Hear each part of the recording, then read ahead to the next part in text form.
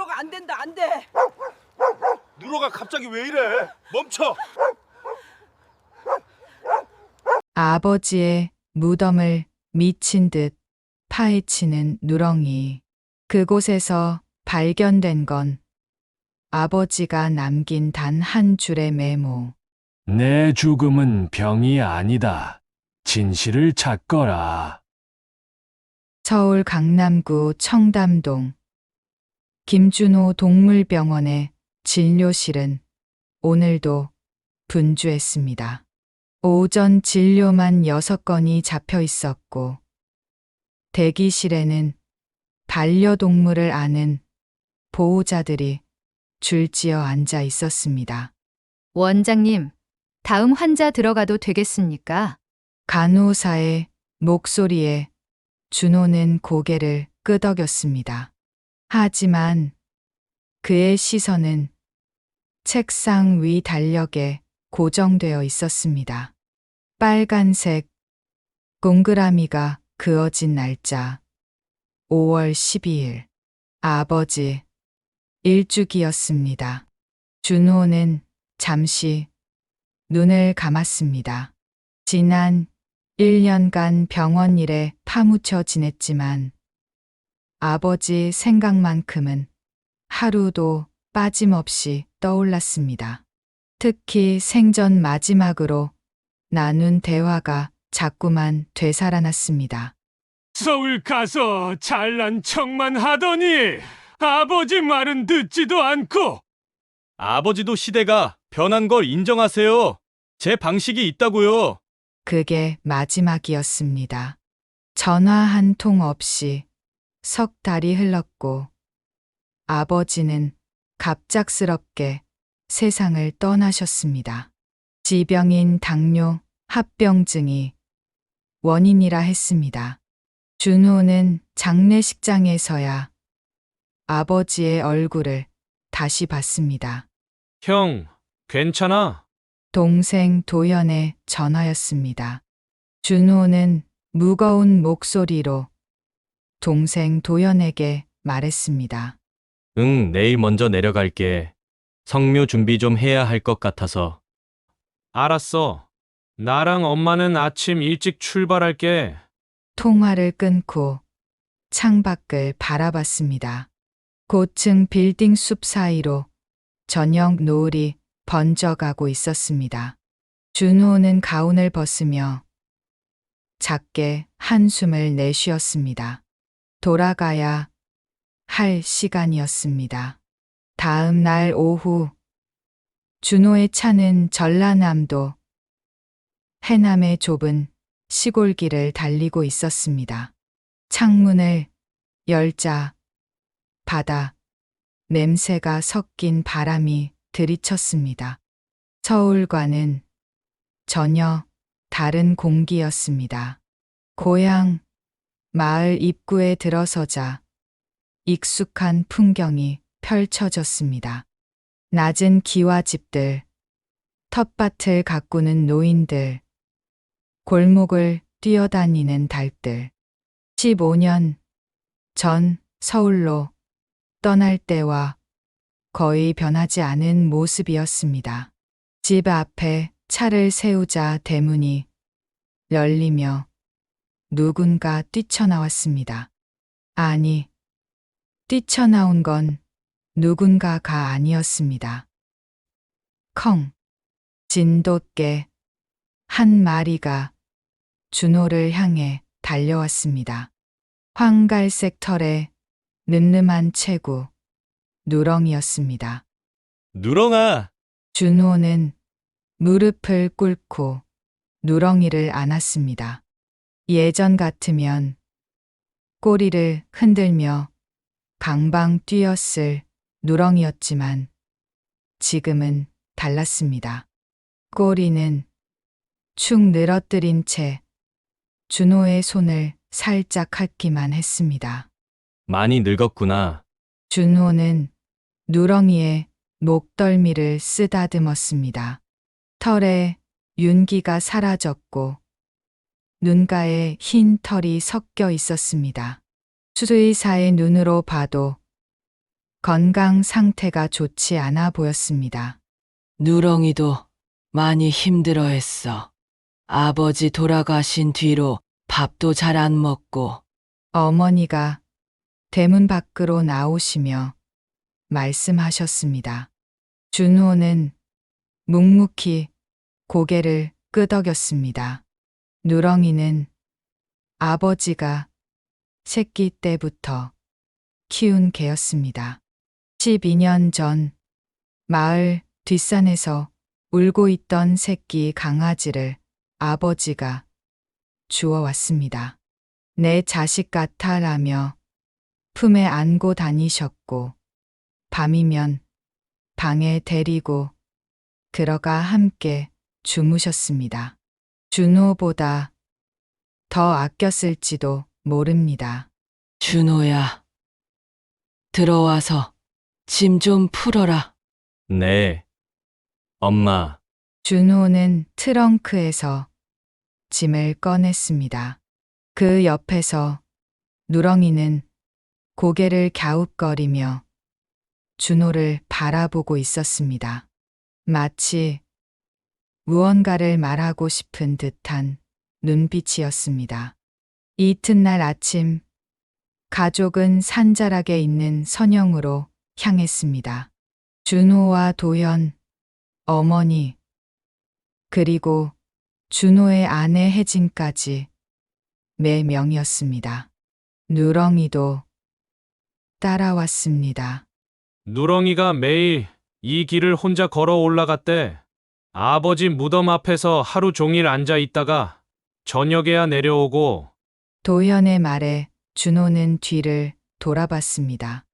누렁이는 묵묵히 뒤따라오고 있었습니다. 발걸음이 느렸지만 멈추지 않았습니다. 15분쯤 산길을 오르자 아버지의 무덤이 보였습니다. 깔끔하게 정돈된 봉분 앞에 상을 차리고 절을 올렸습니다. 준호는 절을 하면서 목이 메었습니다. 아버지, 늦게나마 찾아뵙습니다. 용서해 주십시오. 그때였습니다. 컹, 컹컹. 누렁이가 갑자기 짖기 시작했습니다. 평소와 전혀 다른 거친 목소리였습니다. 누렁아! 조용히 해! 도현이 소리쳤지만 누렁이는 멈추지 않았습니다.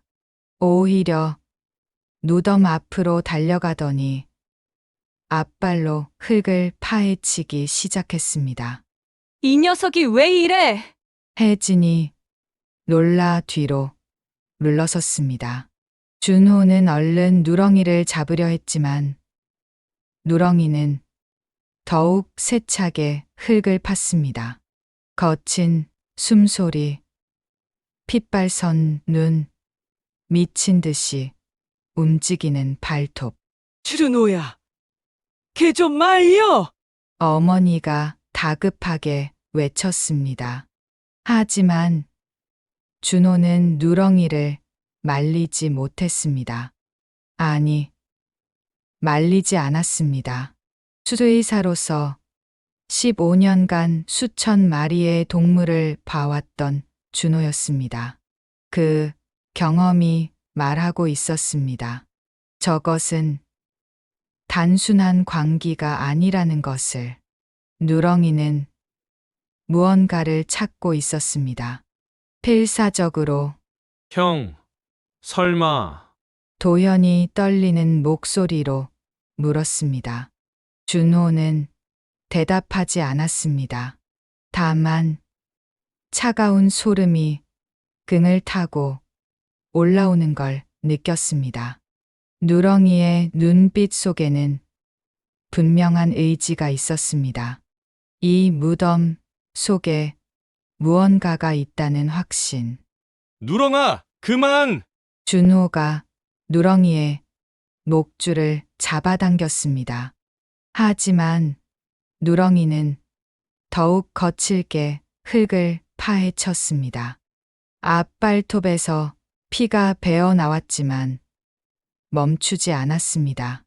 준호야, 이러다 무덤이 망가지겠어. 어머니가 울먹이며 말씀하셨습니다. 도현도 달려와 누렁이를 붙잡으려 했지만 12년 된 진돗개의 힘은 만만치 않았습니다. 형, 도대체 왜 이러는 거야? 모르겠어. 근데 준호는 말을 잇지 못했습니다. 수의사로서 본 누렁이의 눈빛이 자꾸 머릿속을 맴돌았습니다. 저건 광견병도 노령으로 인한 치매도 아니었습니다. 분명한 목적이 있는 행동이었습니다. 엄마, 잠깐만요. 준호는 누렁이를 놓아주었습니다. 뭐 하는 거야? 도현이 소리쳤지만 준호는 조용히 누렁이를 지켜봤습니다. 누렁이는 한 곳만 집중적으로 파고 있었습니다. 봉분 오른쪽 관이 있을 위치에서 약간 비켜난 곳이었습니다. 5분쯤 지났을까? 누렁이의 발톱이 무언가 단단한 것에 부딪혔습니다. 컹! 누렁이가 한 번 짚고는 물러섰습니다. 그리고 준호를 똑바로 쳐다봤습니다. 마치 이제 내가 확인해라고 말하는 것 같았습니다.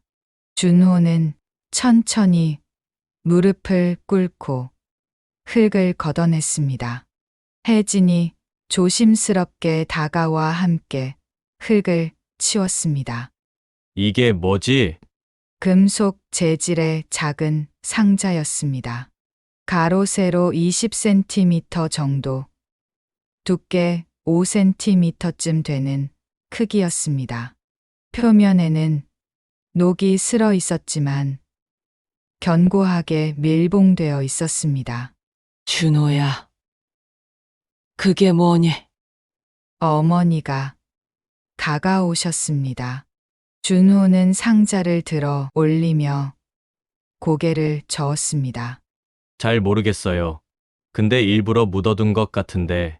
설마 아버지가? 도현의 목소리가 떨렸습니다.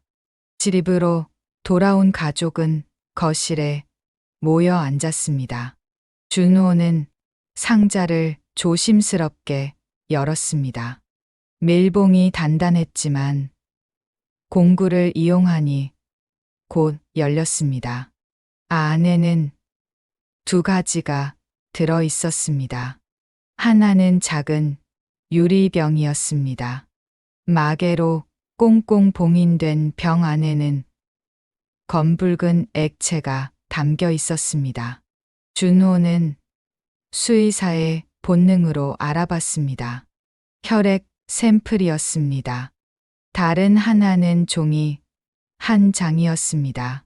접혀진 종이를 펼치자 익숙한 필체가 나타났습니다. 내 죽음은 병이 아니다. 진실을 찾거라. 김성호. 준호의 손이 떨렸습니다. 아버지의 친필이었습니다. 틀림없었습니다. 이게 무슨 혜진이 종이를 들여다보며 중얼거렸습니다. 아니야. 말도 안 돼. 도현이 고개를 저으며 자리에서 일어났습니다. 아버지는 당뇨 합병증으로 돌아가셨어. 의사 선생님도 그렇게 말씀하셨고. 근데 이건 뭐냐? 준호가 종이를 들어 올렸습니다. 아버지가 직접 쓰신 거잖아. 내 죽음은 병이 아니다라고. 형, 진정해. 아버지가 그때 많이 아프셨잖아. 창난 상태에서 쓰신 걸 수도 있고. 장난! 준호의 목소리가 높아졌습니다. 이렇게 또박또박 쓰신 글씨가 장난이라고? 게다가 혈액 샘플까지 준비해서 무덤에 묻으셨는데 그럼 형 생각은 뭔데? 도현도 목소리를 높였습니다. 설마 누가 아버지를 그런 말도 안 되는 소리 하려고? 거실에 침묵이 흘렀습니다. 어머니는 소파에 앉아 고개를 떨구고 계셨습니다. 혜진은 두 형제를 번갈아 바라보며 입술을 깨물었습니다. 준호는 유리병을 들어 올렸습니다.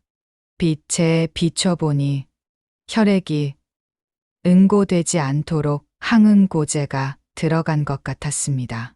전문적인 준비였습니다. 도현아, 준호가 조용히 말했습니다. 나 내일 서울 가서 이거 분석해 볼게. 형! 아버지가 이렇게까지 하셨는데 그냥 넘어갈 순 없어. 병원에서 뭐라고 했어? 합병증이라고 했잖아. 그걸 왜 다시? 합병증이면 왜 이런 걸 준비하셨겠어? 준호의 목소리는 단호했습니다. 아버지는 뭔가 알고 계셨어. 그리고 누렁이한테 부탁하신 거야. 이걸 찾아내라고. 누렁이는 소파 밑에 누워 가족들을 조용히 바라보고 있었습니다. 상처 난 아빠를 핥으면서도 눈빛만은 흐려지지 않았습니다. 다음 날 아침, 준호는 혈액 샘플을 챙겨 서울로 올라갔습니다. 도현은 끝까지 반대했지만 준호를 막을 수는 없었습니다. 병원에 도착한 준호는 곧바로 연구실로 향했습니다.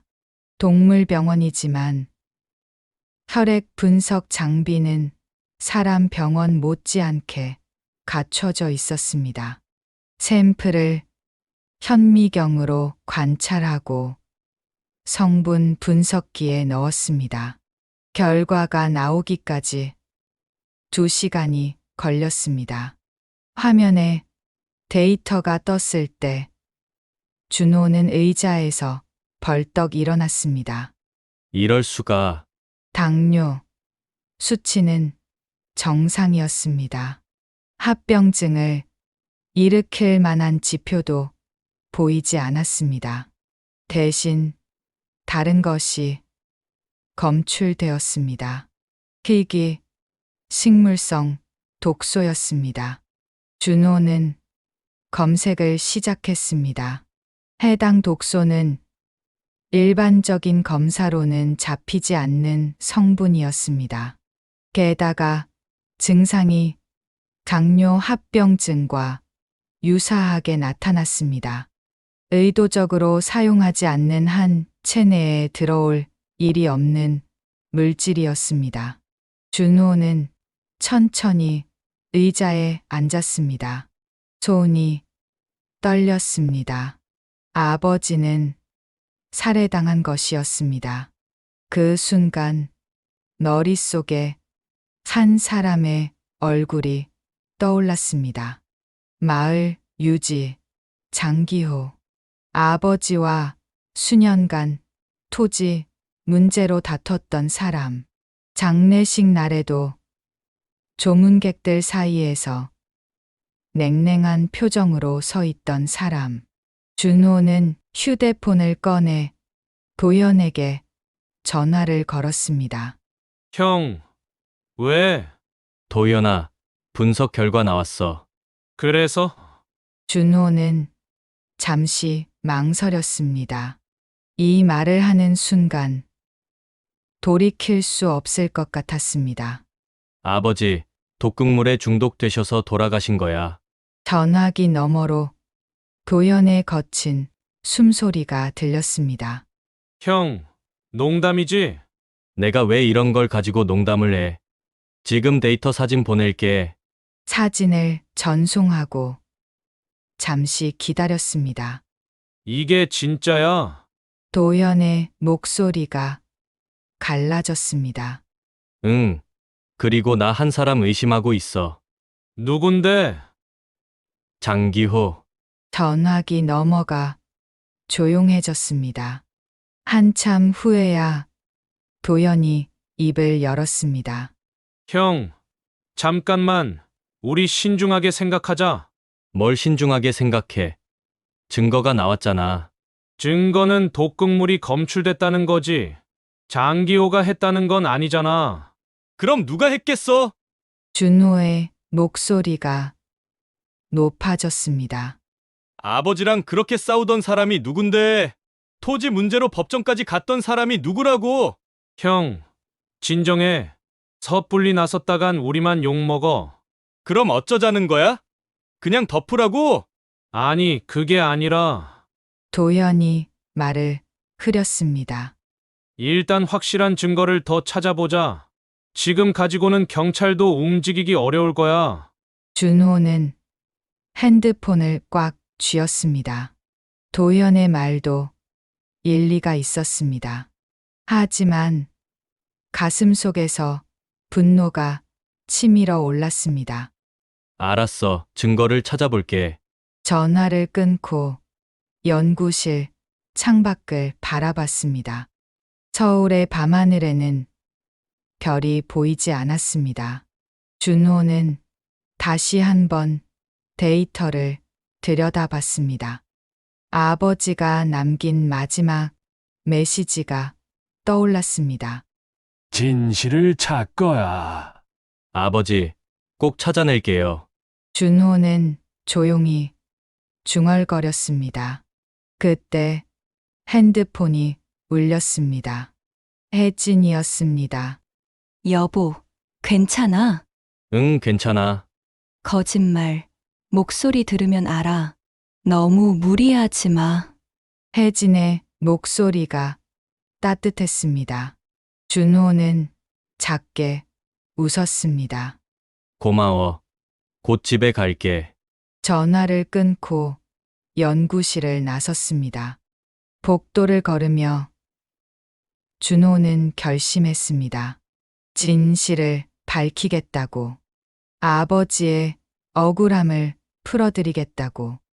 그것이 아들로서 마지막으로 할 수 있는 일이었습니다. 서울에서 사흘을 보낸 준호는 다시 고향으로 내려왔습니다. 트렁크에는 혈액 분석 자료와 독극물 관련 논문들이 가득했습니다. 집에 도착하자 도연이 나당에서 기다리고 있었습니다. 표정이 어두웠습니다. 형, 잠깐 얘기 좀 하자. 두 사람은 집 뒤편 감나무 아래로 갔습니다. 어릴 적 형제가 자주 숨어 놀던 곳이었습니다. 형, 나도 나름대로 알아봤어. 도연이 주머니에서 수첩을 꺼냈습니다. 장기호 말이야. 아버지 돌아가시기 한 달 전에 토지 소송에서 졌어. 그것도 완패였고. 그것 봐. 동기가 충분하잖아. 준호가 말했지만 도연은 고개를 저었습니다. 근데 문제가 있어. 그 사람 알리바이가 확실해. 알리바이? 아버지 돌아가시던 날 장기호는 광주에 있었어. 병원 진료 기록도 있고 약국 영수증도 남아있대.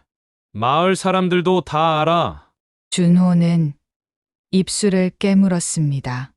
독극물은 한 번만 투여하면 되는 게 아니야. 며칠에 걸쳐서 조금씩 먹이면. 형, 그것도 확인했어.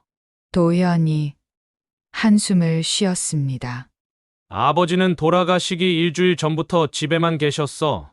식사도 엄마가 직접 챙기셨고 외부 사람이 접근할 일이 없었다고. 준호는 아무 말도 하지 못했습니다. 도연의 말이 맞았습니다. 막막했습니다. 형, 그리고 도연이 목소리를 낮췄습니다. 마을에 소문났어. 우리가 아버지 무덤 파헤쳤다고. 뭐? 누가 봤나 봐.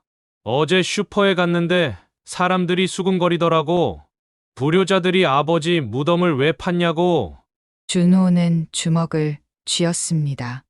시지골 마을의 소문이 얼마나 빠른지 잘 알고 있었습니다. 신경 쓰지 마. 나중에 진실이 밝혀지면 형!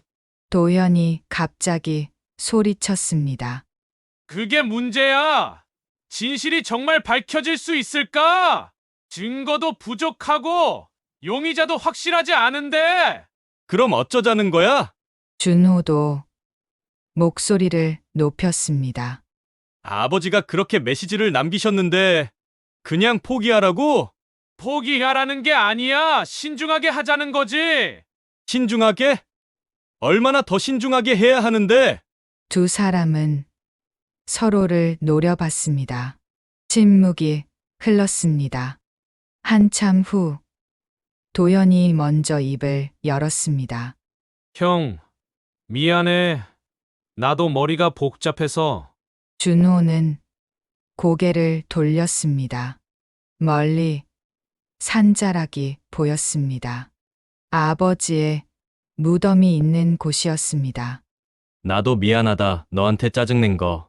형은 수의사잖아. 사람 독극물은 잘 모르지 않아. 그래서 지인한테 물어봤어.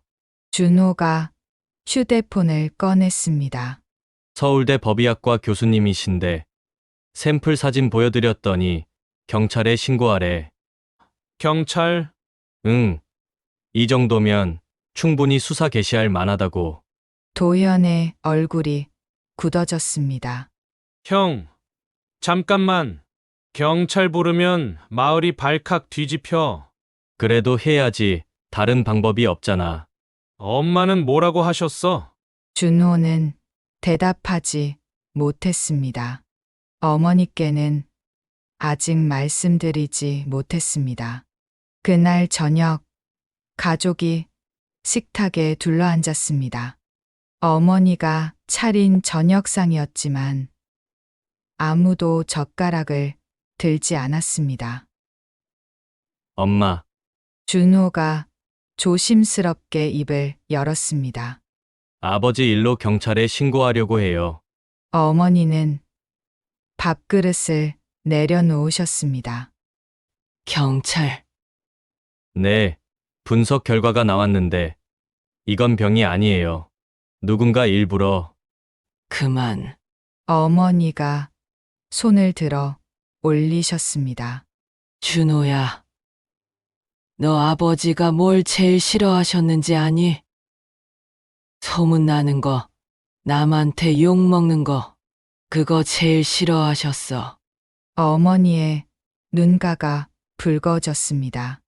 지금 마을에서 무슨 소문이 도는지 알아?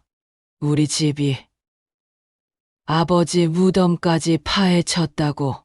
재산 다툼이라도 있냐고 그래.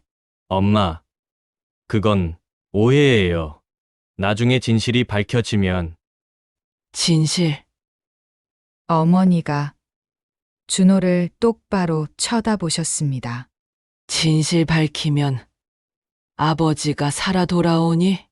명예가 회복되니? 그래도 억울하게 돌아가셨는데 억울한 건 나도 마찬가지야. 어머니의 목소리가 떨렸습니다. 40년을 함께 산 사람이 하루아침에 떠났는데 내가 얼마나 억울한지 아니? 혜진이 어머니의 손을 잡았습니다. 어머님, 진정하세요. 어머니는 한동안 눈물을 닦으셨습니다. 식탁 위의 음식들이 식어갔습니다. 준호야, 어머니가 다시 입을 여셨습니다. 엄마 말 들어라. 경찰은 부르지 마라. 이대로 아버지 편히 보내드리자. 엄마, 이게 엄마 부탁이다. 준호는 고개를 숙였습니다. 어머니의 말씀을 거역할 수 없었습니다. 한밤중 준호는 잠을 이룰 수 없었습니다. 마루에 나와 앉아 마당을 바라봤습니다. 달빛 아래 누렁이가 보였습니다. 계집 앞에 앉아 산 쪽을 바라보고 있었습니다. 준호는 마당으로 내려가 누렁이 곁에 앉았습니다. 누렁아, 누렁이가 준호를 돌아봤습니다. 너도 답답하지? 나도 그래. 준호는 누렁이의 머리를 쓰다듬었습니다. 거친 털 사이로 따뜻함이 느껴졌습니다. 아버지가 널 믿고 맡기셨는데 나는 아무것도 못하고 있어. 누렁이는 준호의 손을 살짝 핥았습니다. 그때 집 안에서 불이 켜졌습니다. 혜진이 나왔습니다. 여보, 여기 있었어? 응, 잠이 안 와서. 혜진이 준호 옆에 앉았습니다. 어머님 말씀도 이해는 돼. 마을에서 평생 사신 분인데. 나도 알아 근데 준호가 하늘을 올려다봤습니다. 아버지가 왜 그렇게까지 하셨을까? 무덤에 상자를 묻고 누렁이한테 부탁까지 하시고 진실을 알리고 싶으셨겠지. 그럼 나는 뭘 해야 하는 거야? 엄마 말씀 들어야 하나? 아버지 뜻을 따라야 하나? 혜진은 한참 생각하다가 입을 열었습니다. 여보, 아버님이 정말 원하셨던 게 뭘까? 진실을 밝히는 거 아니야? 진실도 맞지만 혜진이 누렁이를 가리켰습니다. 아버님은 이 개한테 부탁하셨어. 왜 하필 누렁이였을까? 준호는 누렁이를 바라봤습니다. 누렁이도 준호를 쳐다봤습니다. 누렁이가 가장 집요하게 진실을 찾을 거라고 믿으셨던 거 아닐까? 포기하지 않고. 준호는 천천히 고개를 끄덕였습니다. 그리고 여보, 혜진이 준호의 손을 잡았습니다. 어머님이 반대하시는 건 경찰 때문이야. 마을 소문 때문이고. 그럼 다른 방법을 찾으면 돼. 다른 방법. 조용히, 확실하게 증거를 더 찾는 거지. 준호는 혜진을 바라봤습니다. 아내의 눈빛이 단호했습니다. 당신 수의사잖아. 과학적으로 접근해. 감정이 아니라 증거로. 준호는 고개를 끄덕였습니다. 그렇습니다. 자신은 수의사였습니다. 15년간 수많은 케이스를 논리적으로 풀어온 사람이었습니다. 고마워. 여보, 천만에. 우리 같이 하는 거야. 두 사람은 일어섰습니다. 누렁이도 따라 일어났습니다. 준호는 다시 한번 산을 바라봤습니다.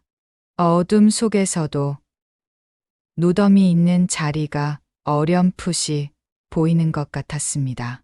아버지, 조금만 기다려 주세요. 제가 꼭 찾아낼게요. 준호는 마음속으로 다짐했습니다. 감정에 휘둘리지 않고 차근차근 증거를 모으고 진실을 밝히겠다고. 그것이 아들로서 그리고 지금의 나로서 할 수 있는 최선이라고 생각했습니다. 누렁이가 작게 꼬리를 흔들었습니다.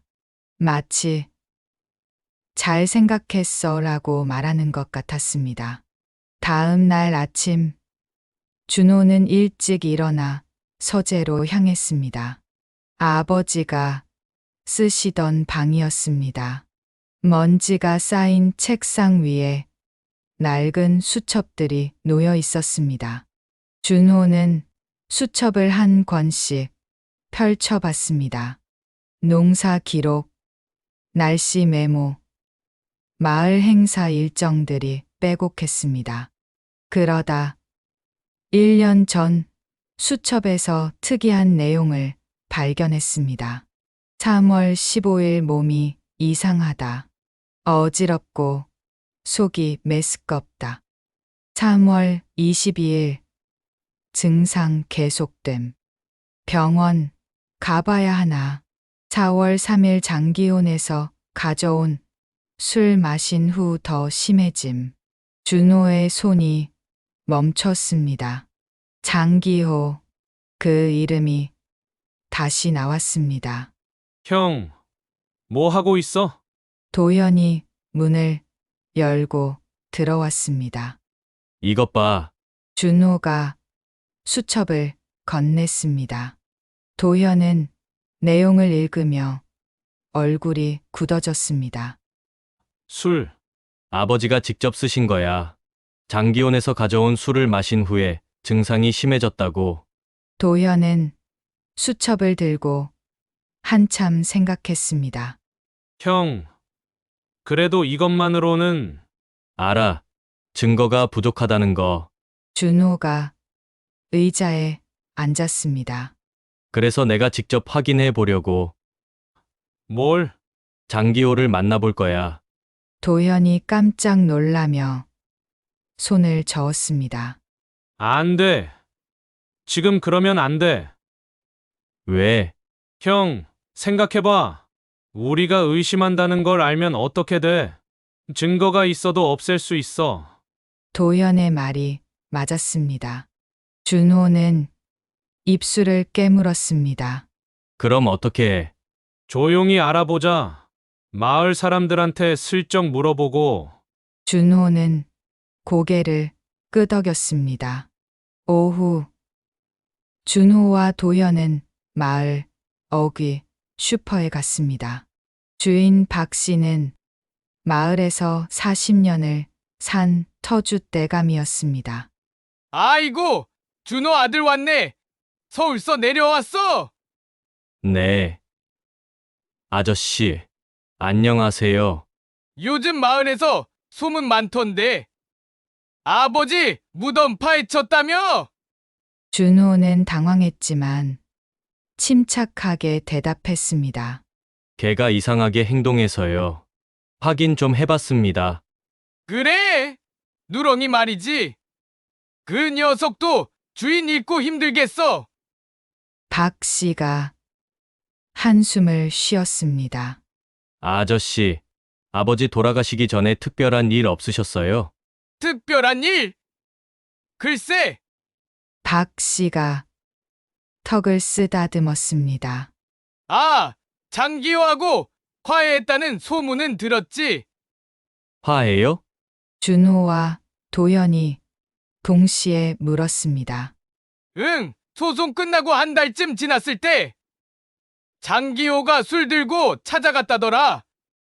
화해하자고. 그래서요? 아버지가 받아들였다고 하던데. 같이 술도 마셨다고. 준호는 도현을 쳐다봤습니다.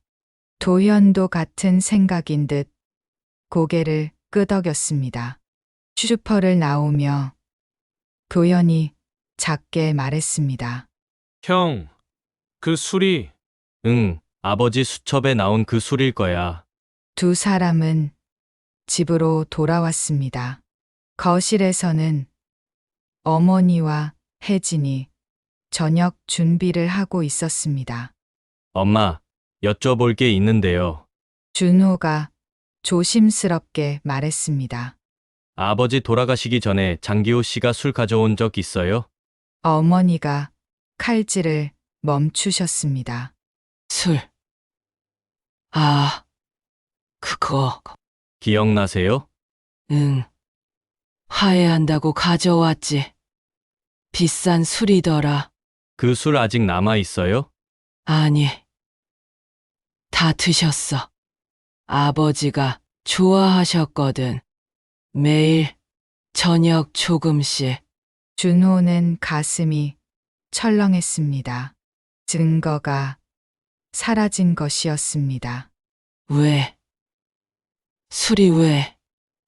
어머니가 걱정스럽게 물으셨습니다.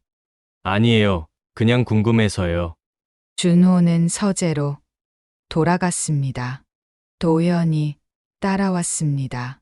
형, 이제 어떡해? 술병도 없고 증거도 없고 준호는 창밖을 바라봤습니다. 해가 지고 있었습니다. 도현아, 응? 우리 경찰에 신고하자. 형, 아까 엄마가 뭐라고 하셨어? 알아, 근데 이대로는 안 돼. 준호가 돌아섰습니다. 수첩, 혈액 샘플, 마을 사람 증언. 이 정도면 수사는 시작할 수 있어. 마을이 발칵 뒤집힐 거야! 그래도 해야 돼! 두 형제의 목소리가 높아졌습니다. 형은 항상 그래! 자기 생각만 옳다고! 내가 소극적인 거지. 아버지가 그렇게 메시지 남기셨는데 형 때문에 집안 망가지는 거 모르겠어? 진실 밝히는 게 집안 망가지는 거야? 두 사람은 서로를 노려봤습니다. 침묵이 흘렀습니다. 그때 문이 열렸습니다.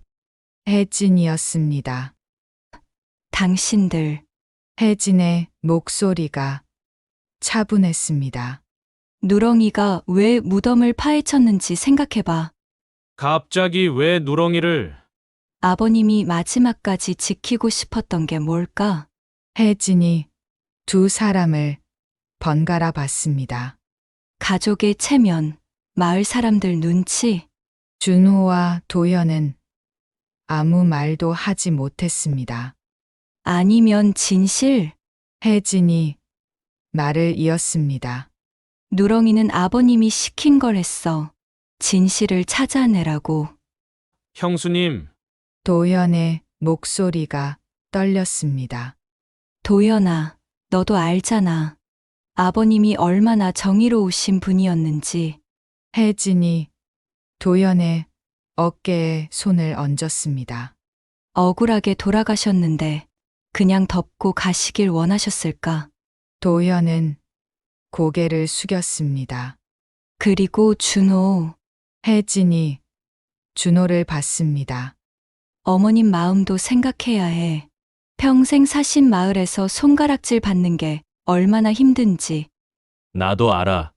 근데 알면 방법을 찾아야지. 무조건 밀어붙이면 안 돼. 준호는 한숨을 쉬었습니다.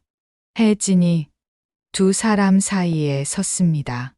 우리 모두 같은 편이야. 아버님을 사랑하는 가족이고, 싸우지 말고 함께 방법을 찾자. 한참 침묵이 흘렀습니다. 도현이 먼저 입을 열었습니다. 형, 미안해. 내가 너무 겁먹었나 봐. 나도 미안하다. 내 입장도 생각 안 하고. 두 사람은 서로를 바라봤습니다. 형, 신고하자. 근데 엄마한테 먼저 말씀드리고, 응, 그러자. 저녁 식사 후 가족은 거실에 모였습니다. 어머니 앞에 준호가 무릎을 꿇었습니다. 엄마, 죄송합니다. 왜 그러니? 엄마 말씀 안 듣고 경찰에 신고하려고 해요. 어머니의 얼굴이 굳어졌습니다. 준호야, 근데 엄마, 이건 아버지 뜻이에요. 준호가 수첩을 꺼냈습니다. 아버지가 이렇게 기록하셨어요. 증거도 남기셨고요. 어머니는 수첩을 받아 읽으셨습니다. 눈가가 붉어졌습니다. 엄마도 아시잖아요. 아버지가 얼마나 옳은 걸 중요하게 여기셨는지. 억울하게 돌아가셨는데 그냥 넘어가면 아버지가 편히 못 가세요. 도현도 무릎을 꿇었습니다. 엄마, 저도 찬성합니다. 아버지 명예 되찾아 드려야죠. 어머니는 한참 동안 수첩을 들여다보셨습니다. 손이 떨렸습니다. 그래. 어머니가 고개를 끄덕이셨습니다. 해라. 아버지 뜻대로 엄마, 대신 조심해라. 확실한 증거 없이는 나서지 말고. 네. 엄마, 준호는 어머니를 꼭 안아드렸습니다. 도현도 함께 안았습니다. 혜진이 옆에서 조용히 미소 지었습니다. 마당에서는 누렁이가 앉아서 이쪽을 바라보고 있었습니다. 달빛 아래 누렁이의 눈빛이 반짝였습니다. 마치 잘했어라고 말하는 것 같았습니다. 준호는 창문을 열고 누렁이를 불렀습니다. 누렁아, 이리 와. 누렁이가 집 안으로 들어왔습니다. 오랜만이었습니다. 고마워. 누렁아, 내가 없었으면 우리 아무것도 몰랐을 거야. 준호는 누렁이의 머리를 쓰다듬었습니다. 누렁이는 처음으로 꼬리를 힘차게 흔들었습니다. 그 모습을 보며 준호는 다짐했습니다. 끝까지 포기하지 않겠다고.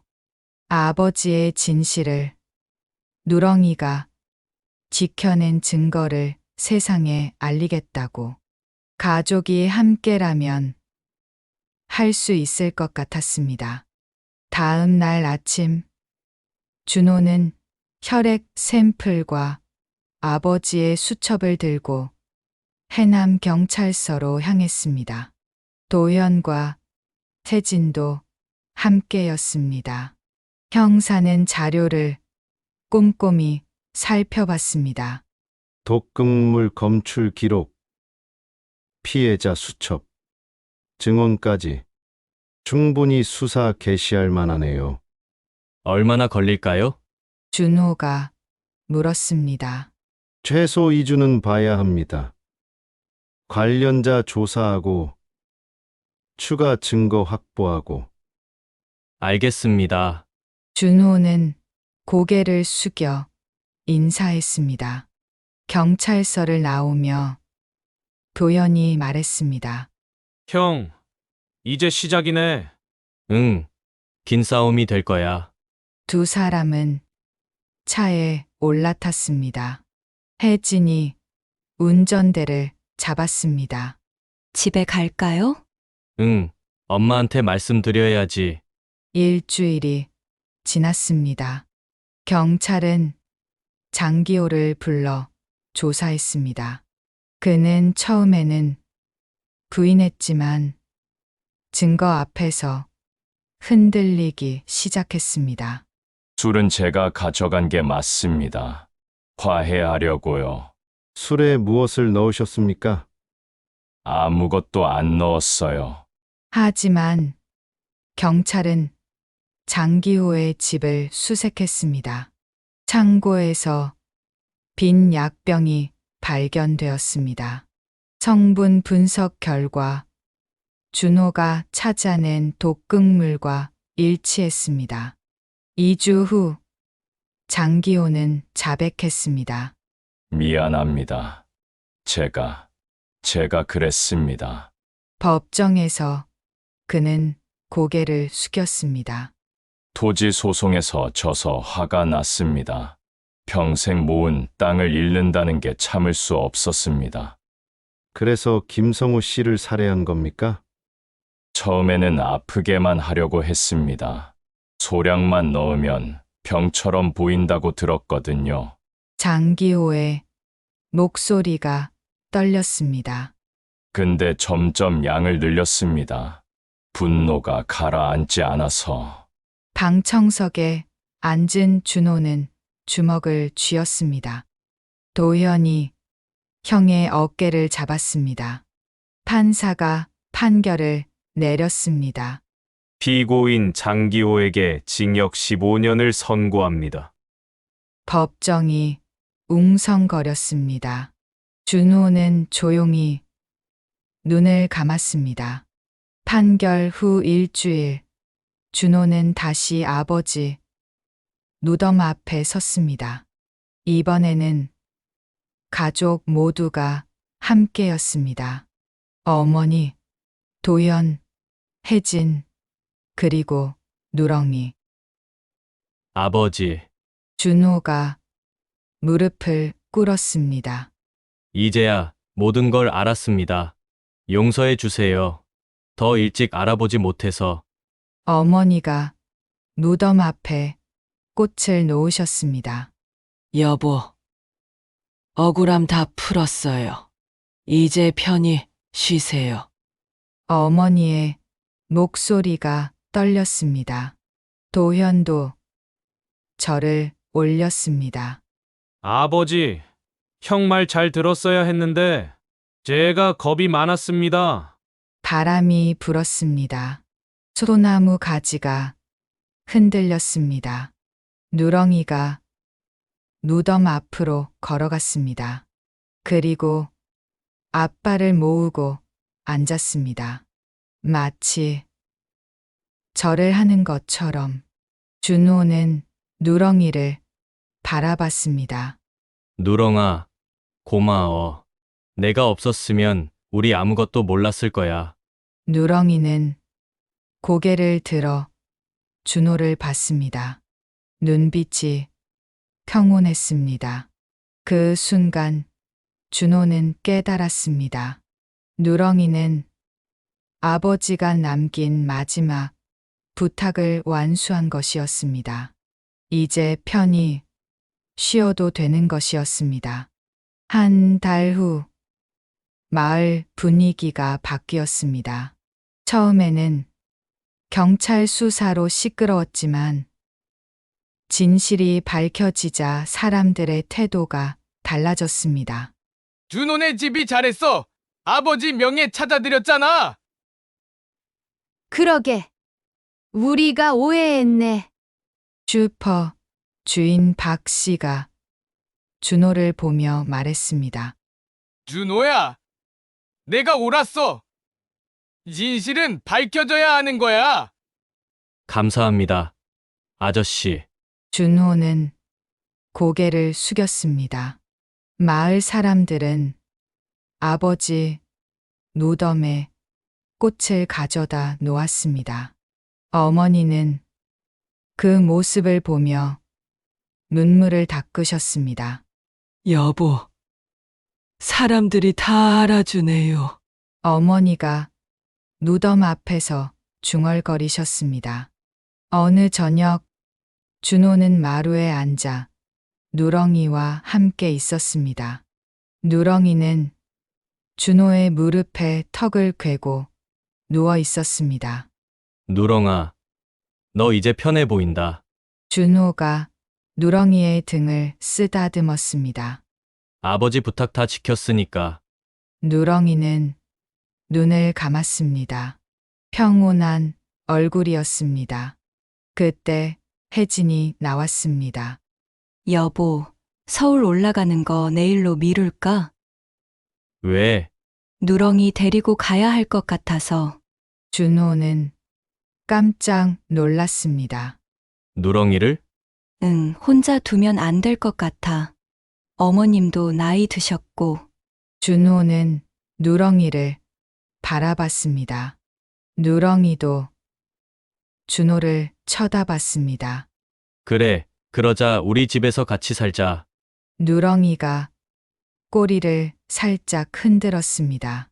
다음 날 준호는 누렁이와 함께 무덤에 올랐습니다. 마지막 인사를 하러 왔습니다. 아버지, 누렁이 제가 데려갈게요. 준호가 무덤 앞에 절을 했습니다. 서울에서 잘 돌볼게요. 아버지처럼은 못하겠지만 최선을 다할게요. 누렁이는 무덤 주위를 한 바퀴 돌았습니다. 천천히, 조용히, 그리고 마지막으로 무덤 앞에 앉았습니다. 컹, 작게 한 번 짖었습니다. 마치 작별 인사처럼. 준호는 눈물이 났습니다. 아버지와의 오해, 갈등, 그리고 화해. 모든 것이 주마등처럼 스쳐 지나갔습니다. 아버지, 사랑합니다.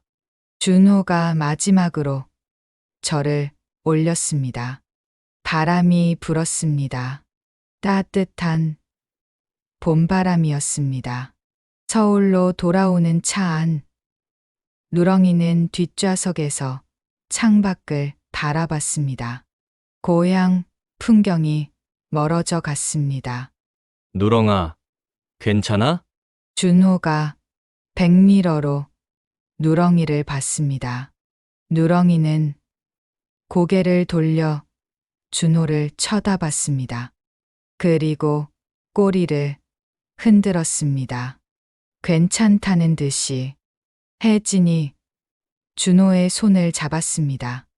여보, 잘한 거야. 응, 나도 그렇게 생각해. 준호는 미소 지었습니다. 3개월 후 준호의 동물병원 진료실. 누렁이는 병원 한쪽에 자리를 잡았습니다. 환자로 오는 동물들을 조용히 지켜봤습니다. 아이들이 누렁이를 보며 좋아했습니다. 엄마, 저 개 착해 보여요. 그러네. 눈빛이 참 따뜻하다. 준호는 그 모습을 보며 생각했습니다. 아버지가 누렁이를 통해 가르쳐 주신 것들을, 진실을 포기하지 말라는 것, 가족을 사랑하라는 것, 옳은 일을 위해 용기를 내라는 것. 원장님, 다음 환자 들어갑니다. 간호사의 목소리에 준호는 고개를 끄덕였습니다. 진료실로 들어가기 전 준호는 누렁이를 한번 쳐다봤습니다. 누렁이는 평화롭게 눈을 감고 있었습니다. 준호는 조용히 중얼거렸습니다. 아버지, 잘 지내고 계시죠? 저도 잘 지내고 있어요. 창밖으로 햇살이 들어왔습니다. 따뜻했습니다. 그날 밤 준호는 오랜만에 아버지 꿈을 꿨습니다. 아버지는 웃고 계셨습니다. 잘했다. 준호야, 아버지, 누렁이 잘 부탁한다. 네. 아버지, 꿈속에서 누렁이도 있었습니다. 젊은 모습으로 힘차게 뛰어다니고 있었습니다. 아버지가 누렁이를 쓰다듬으셨습니다. 이제 다 끝났어. 고마웠다. 누렁아. 누렁이가 꼬리를 흔들었습니다. 준호는 그 모습을 보며 미소 지었습니다. 행복한 꿈이었습니다.